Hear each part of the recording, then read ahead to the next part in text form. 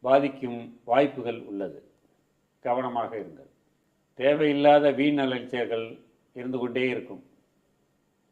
கணவன் மனைவி உறவு சுமூகமாகவும் அனுசரணையாகவும் சந்தோஷமாகவும் அமையும்.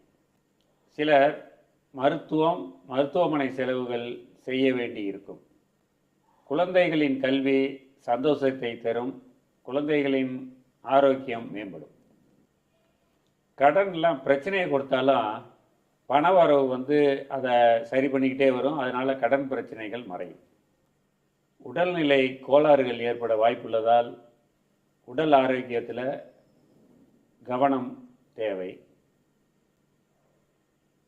எதிரிகள்லாம் கட்டுக்குள்ளே அடங்கியிருப்பார்கள். உத்தியோகத்தில் இருக்கவங்களுக்கு சிறப்பான நேரம் இது.